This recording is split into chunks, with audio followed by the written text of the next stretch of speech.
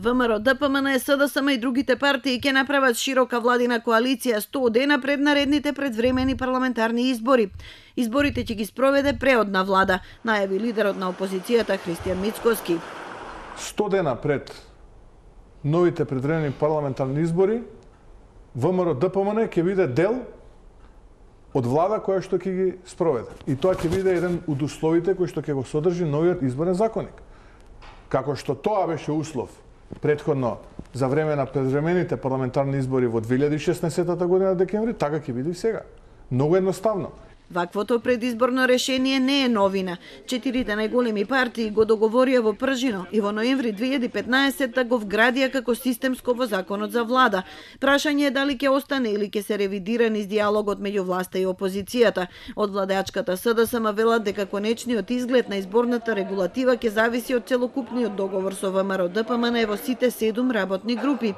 Се чини дека оваа група е недалеко од договор, не се сретнала цел месец, а не се усогласила и дали ќе има промена на изборниот модел, дали ќе се гласа во една изборна единица, колкав би бил изборниот праг и друго, а има разбирање за барањето председателот на ДИК да го предлага најголемата опозицијска партија.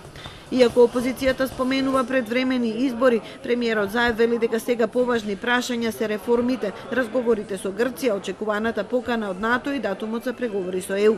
Ако некој друг продуцира или направи пресија или има причини за таа работа, оставаме отворена можност, но добро е да знаат сите дека не сме за секогаш во редни парламентарни избори, туку треба Македонија да оди во циклуси на 4 години, тоа значи стабилност и тоа значи полесно предвидување за иднината која што е пред нас. Во тоа име секако и една од желбите да порасне парламентарното мнозинство, токму и таа причина. Пред владината реконструкција и проширување што се очекува овој месец, Заев прво треба да ја помине интерпелацијата. Се очекува да биде закажано во вторник веднаш по великденските празници, а да биде поднесена во сабота, за да има растојание од 3 дена како што бара деловникот. Пратениците на ВМРО ДПМН кои бойкотираат 4 месеци, најавија дека прва тема на која ќе се вклучат во собранието ќе биде прашањето за доверба на владата. Потоа наредната недела, пред европскиот извештај, треба да се донесат повеќе реформски закони, од кои некои бараат двотретинско мнозинство.